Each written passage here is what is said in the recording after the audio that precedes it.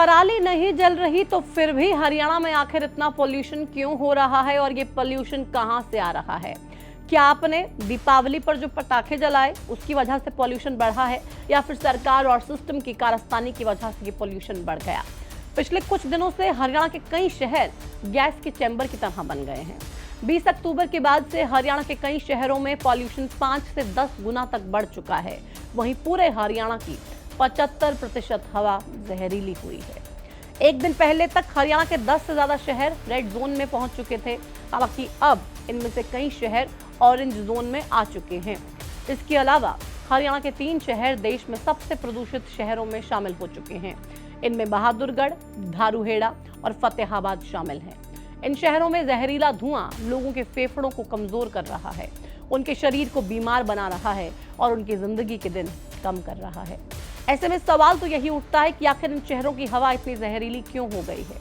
इस सवाल के जवाब में शायद अभी ये कहा जाए कि दीपावली में पटाखे ज्यादा जलाए गए, इसलिए हरियाणा के शहरों की हवा खराब हो रही है। लेकिन ये जवाब 100% सही नहीं है, क्योंकि शहरों की जहरीली हवा के लिए सिर्फ दीपावली या फिर पटाखे जिम्मेदार नहीं हैं, बल्कि वो सिस्टम भी उतना ही जिम्मेदार है जिसने शहरों में प्रदूषण कम करने के लिए कोई काम किया ही नहीं। लोग शिकायतें देकर थक जाते हैं, लेकिन सिस्टम और अधिकारी घोड़े बेचकर सोते रहते हैं। आज की इस वीडियो में हम आपको सिस्टम और सरकार का एक ऐसा ही सच बताने जा रहे हैं जो पॉल्यूशन कम करने के दावे और वादे तो करता है, लेकिन धरातल पर उनका कोई असर नहीं दिखता है। नमस्कार, आपके साथ मैं हूं प्रतिमा दत्ता। अगर आप भी हरियाणा में रह रहे हैं तो आपकी भी सांसों पर जहरीली हवा का संकट जरूर बढ़ गया होगा और शायद आपको भी यही लग रहा होगा कि दीपावली पर पटाखे ज्यादा जला दिए इसलिए हवा जहरीली हो गई है। लेकिन ऐसा नहीं है। जो जहरीली हवा आपकी सांसों में घुल रही है उसके लिए सिर्फ आपके पटाखे या फिर त्योहार जिम्मेदार नहीं है, बल्कि सिस्टम उससे कहीं ज्यादा जिम्मेदार है। अब आप कहेंगे कि ऐसा कैसे? तो उसके लिए आपको इस वीडियो को अंत तक देखना होगा ताकि आपको तमाम सवालों के जवाब मिल सके। दीपावली का त्योहार 20 अक्टूबर को था, तो पटाखे भी सबसे ज्यादा इसी दिन जलाए गए, जिसकी वजह से जाहिर है कि पॉल्यूशन बढ़ना ही था। हरियाणा के बहादुरगढ़ जिले में भी दीपावली के दिन और उसके बाद पॉल्यूशन तेजी से बढ़ा। 20 अक्टूबर को बहादुरगढ़ में AQI 258 तक पहुंच चुका था, जबकि 21 अक्टूबर को वही बहादुरगढ़ के लोगों ने देखा कि वहां पर AQI 318 से ज्यादा हो गया है। और इसी के साथ ही देश के सबसे प्रदूषित शहरों में बहादुरगढ़ का नाम शुमार हो गया। अब ये तो हुई कहानी पटाखे से पोल्यूशन वाली, लेकिन इसी बहादुरगढ़ में दीपावली से पहले क्या हालात थे वो भी जान लीजिए। 19 अक्टूबर को बहादुरगढ़ का AQI 227 था और 18 अक्टूबर को 197। वही 17 अक्टूबर को यही AQI 187 था। मतलब दीपावली से पहले भी बहादुरगढ़ की हवा बेहद ही खराब थी। माना कि दीपावली में पटाखे जलने की वजह से पॉल्यूशन की मात्रा कुछ हद तक बढ़ गई होगी, लेकिन दीपावली से पहले जो जहरीली हवा बहादुरगढ़ में छाई रही वो आखिर कहां से आई? जबकि हरियाणा में इस बार तो पराली भी ज्यादा नहीं जली है। खैर, बहादुरगढ़ के जो हालात हमने आपको दिखाए, ठीक वैसे ही हालात उन सभी जिलों के हैं जहां जहरीली हवा पिछले कई हफ्तों से डेरा जमाए बैठी है। एक और उदाहरण के लिए आपको फरीदाबाद के बारे में बताते हैं। यहाँ दीपावली के दिन 20 अक्टूबर को AQI 279 था, 21 अक्टूबर को 321 तक पहुंचा, 22, 23, 24 अक्टूबर तक 200 से 250 के बीच में ये AQI रहा। लेकिन दीपावली से पहले भी यहाँ की हवा ज्यादा अच्छी नहीं थी। 19 अक्टूबर को फरीदाबाद में AQI 212 था, 18 अक्टूबर को 185 AQI था और 17 अक्टूबर को 175 था। मतलब हवा की गुणवत्ता खराब श्रेणी में दर्ज की गई। अब इससे ये तो जाहिर हो जाता है कि हरियाणा के शहरों में पॉल्यूशन सिर्फ पटाखों की वजह से नहीं, बल्कि और भी कई कारणों से बढ़ा है। लेकिन वो कौन से कारण हैं जो प्रदूषण को बढ़ा रहे हैं? जवाब है हरियाणा का प्रदूषण कंट्रोल बोर्ड। जी हाँ, वही प्रदूषण कंट्रोल बोर्ड जिसके नाम से ही पता चलता है कि इसका काम प्रदूषण को कंट्रोल करना है। लेकिन पिछले कुछ सालों से इसी बोर्ड की वजह से हरियाणा में प्रदूषण बढ़ रहा है और ये बात हम नहीं बल्कि खुद केंद्रीय प्रदूषण नियंत्रण बोर्ड की रिपोर्ट साबित कर रही है। केंद्रीय प्रदूषण नियंत्रण बोर्ड की ओर से जारी 2 रिपोर्ट, रिड्रेसल स्टेटस 1417 और रिड्रेसल हॉटस्पॉट स्टेटस 1404, ये बताती है कि हरियाणा में प्रदूषण को लेकर शिकायतें काफी बढ़ी हैं, लेकिन कार्रवाई की रफ्तार आधी रह गई है। रिपोर्ट के अनुसार पिछले 4 साल में प्रदेश में 2873 वायु प्रदूषण की शिकायतें दर्ज हुई हैं, जिनमें से 2332 शिकायतें ही सुलझाई गई हैं, यानी कि सिर्फ 81 मामले।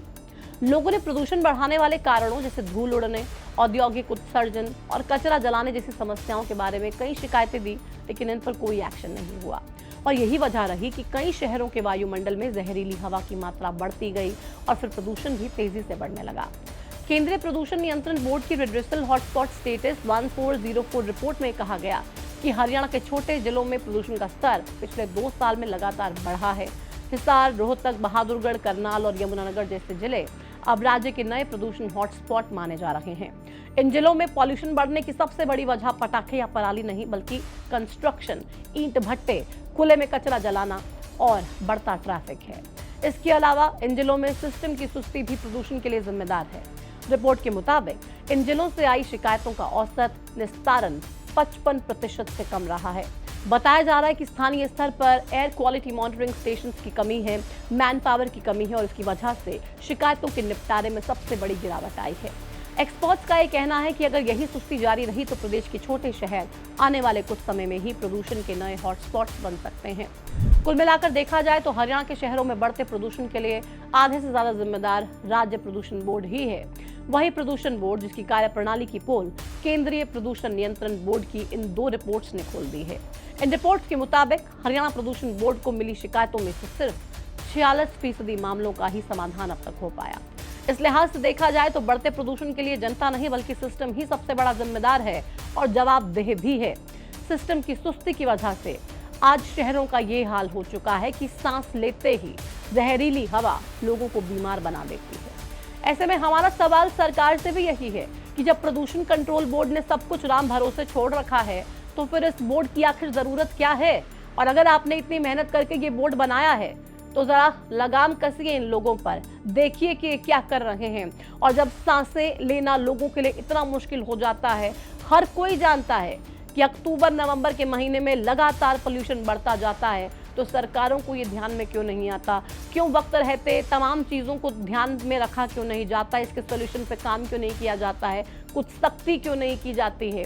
और अगर इतनी शिकायतें आ रही हैं, उन शिकायतों का भी समाधान अगर ना हो तो साफ लगता है कि नीयत में कुछ खोट है। सरकार से उम्मीद करते हैं कि इस वीडियो को देखने के बाद तुरंत कुछ ना कुछ एक्शन हो। आखिर ये बोर्ड क्या कर रहा है जो प्रदूषण को कंट्रोल कर रहा है? उस बोर्ड के लोग कोई एक्शन क्यों नहीं ले रहे हैं? और अगर प्रदूषण कंट्रोल बोर्ड के पास शिकायतें पहुंच रही हैं, उन शिकायतों का समाधान नहीं हो रहा है, तो क्या कोई एक्शन इन प्रदूषण कंट्रोल बोर्ड के लोगों पर भी लिया जा रहा है? क्या इनके खिलाफ भी कोई कार्रवाई की जा रही है? क्योंकि जब तक इनके साथ सख्ती से निपटा नहीं जाएगा तब तक शायद ग्राउंड पे सख्ती कुछ दिखेगी नहीं और इस पूरे मसले पे कोई हल निकल नहीं पाएगा। जिम्मेदारी आप सबकी भी है, हम सबकी भी है कि अपने आप को स्वस्थ रखने के लिए जो भी कर सकें वो करें, लेकिन सबसे बड़ी जिम्मेदारी इस बोर्ड की बनती है, सरकार की बनती है। उम्मीद करते हैं कि जागेंगे, एक्शन होगा, लेकिन तब तक आपको और हमें अपना ख्याल रखने की बेहद ज़रूरत है। सुबह सुबह और शाम को घर से बाहर ना निकलें तो बेहतर होगा, ज़्यादा वॉक ना करें तो बेहतर होगा, खिड़की दरवाजे ज़्यादा खोल के नहीं रखिए तो बेहतर होगा। हो सके तो एयर प्यूरिफायर्स का इस्तेमाल कीजिए, हो सके तो मास्क का इस्तेमाल कीजिए, और अगर कुछ भी नहीं कर सकते हैं तो कम से कम गर्म पानी पीते रहिए और हल्के गुनगुने पानी से नमक वाले गरारे कर लीजिए। कम से कम इतना तो कर सकते हैं ताकि हम स्वस्थ रहें। फिलहाल इस वीडियो में इतना ही। आप अपना ख्याल रखिए। मुझे दीजिए इजाज़त। नमस्कार।